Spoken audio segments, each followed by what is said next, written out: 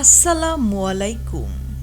আজকের ভিডিওতে আমরা জানব হজরত সালেহ আলাইহিসসালামের পরিচয় এবং হজরত সালেহ আলাইহিসসালামের অলৌকিক উটের কাহিনী। হজরত সালেহ আলাইহিসসালাম ছিলেন হজরত নূহ আলাইহিসসালামের ছেলে সামের বংশধর। তার সম্প্রদায়ের নাম ছিল সামুদ। সামের অধস্তন বংশধরে একজন প্রতাপশালী লোক ছিল সামুদ। সেই বীর পুরুষের নামেই এই গোত্রের নামকরণ করা হয়। এই গোত্রের বসবাস ছিল সৌদি আরবের উত্তর পশ্চিম প্রান্তে হিজর নামক স্থানে। সেই স্থানটি এখন মাদায়েনে সালেহ নামে পরিচিত। সামুদ ছিল শক্তিশালী ও বীরের জাতি। প্রস্তর খোদাই ও স্থাপত্য বিদ্যায় তাদের বিশেষ পারদর্শিতা ছিল। পর্বত খোদাই করে তারা বাসস্থান নির্মাণ করত। মাদায়েনে সালেহ অঞ্চলে এখনো সেই আমলের স্থাপত্যের নিদর্শনবলী এবং সামুদি শিলালিপি বিদ্যমান রয়েছে। কোরআনে বর্ণিত ঐতিহাসিক জাতি কওমে সামুদ বা সামুদ জাতি। এরা কওমে আদের মতোই ইরামের বংশধর। জাতি হিসেবেও এরা ছিল অত্যন্ত শক্তিশালী ও বুদ্ধিমান। নির্মাণ শিল্পে তাদের খ্যাতি ছিল বিশ্বজোড়া। বড় বড় অট্টালিকা নির্মাণ ও পাহাড়ের গায়ে খোদাই করে স্থাপনা তৈরিতে এরা বেশ পারদর্শী ছিল। সামুদ জাতীয় প্রথমে আল্লাহ ও পরকালে বিশ্বাসী ছিল, কিন্তু কালের বিবর্তনে একসময় আল্লাহ ও পরকালকে ভুলে যায় এবং মূর্তি পূজা শুরু করে দেয় এবং তারা শিরকে দীপ্ত হয়। আল্লাহ তাআলা স্বীয় চিরন্তন বিধান অনুযায়ী তাদের হেদায়েতের জন্য হজরত সালেহ আলাইহিসসালামকে নবী হিসেবে প্রেরণ করেন। হজরত সালেহ আলাইহিসসালাম ছিলেন সম্ভ্রান্ত, বিচক্ষণ, প্রজ্ঞাময়, জ্ঞানী ও পণ্ডিত ব্যক্তি।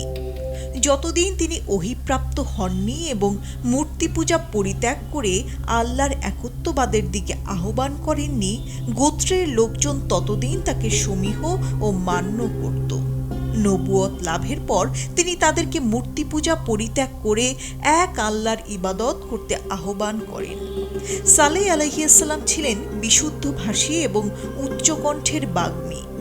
বড় বড় সমাবেশে তিনি দাওয়াতের কাজ করতেন। যুক্তির নিরিখে দরদি কণ্ঠে আল্লাহর বাণীসমূহ শোনাতেন। মূর্তি পূজার কঠিন পরিণতির কথা বলতেন। আখিরাতের কথা শোনাতেন। জাহান্নামের ভীতি প্রদর্শন করতেন। কিন্তু গোত্রের লোকজন যেই তার মুখে মূর্তি পূজার অসারতার বাণী শুনল, সঙ্গে সঙ্গে হজরত সালেহর প্রজ্ঞা ও পাণ্ডিত্য অস্বীকার করে বলল, হে সালেহ, ইতোপূর্বে তোমার কাছে আমাদের বড় আশা ছিল। আমাদের বাপদাদা যার পূজা করত, তুমি কি আমাদেরকে তার পূজা করতে নিষেধ করো? কিন্তু যার প্রতি তুমি আমাদের আহ্বান করছো, আমাদের তাতে এমন সন্দেহ রয়েছে যে মন মোটেই সায় দিচ্ছে না। সূরা হুদ আয়াত ৬২।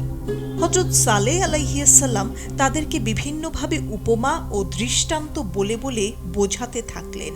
বললেন, দুনিয়া চিরস্থায়ী বাসস্থান নয়। এখানে ভোগবিলাস ক্ষণিকের মাত্র। সুতরাং তোমরা পরকালের চিন্তা করো। কিন্তু সামুদ জাতির অধিকাংশ লোক হযরত সালেহ আলাইহিসসালামকে অস্বীকার করল।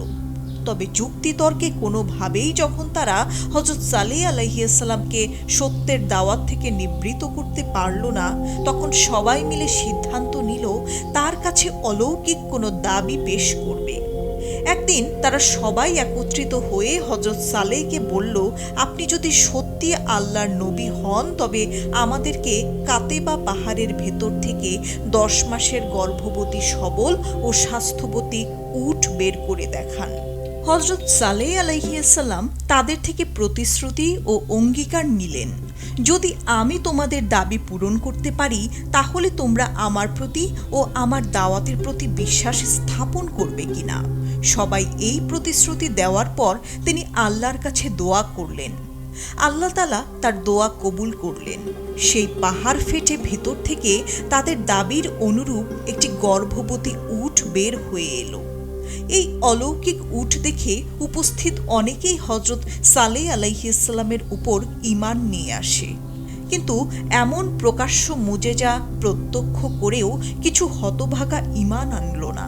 হযরত সালেহ আলাইহিসসালাম তাদের সতর্ক করে বললেন, আল্লাহর এই উটটি তোমাদের জন্য আল্লাহর নিদর্শন, অতএব তাকে আল্লাহর জমিনে বিচরণ করতে দাও এবং তাকে মন্দভাবে স্পর্শ করো না, নতুবা অতি সত্বর তোমাদেরকে আযাব পাকড়াও করবে।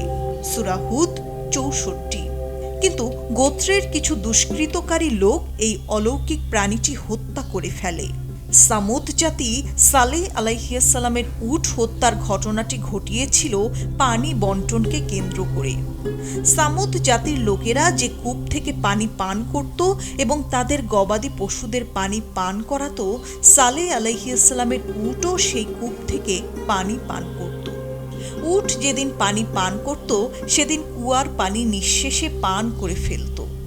অবশ্য ওই দিন লোকেরা উটের দুধ পান করত এবং বাকি দুধ দ্বারা তাদের সব পাত্র ভরে নিত। কিন্তু এই হতভাগাদের কপালে এত সুখ সহ্য হলো না। তারা একদিন পানি না পাওয়াকে অসুবিধার কারণ হিসেবে গণ্য করল। তাছাড়া উট যখন ময়দানে চড়ে বেড়াতো তখন তার বিশাল দেহ ও অপরূপ চেহারা দেখে অন্যান্য গবাদি পশুরা ভয় পেত।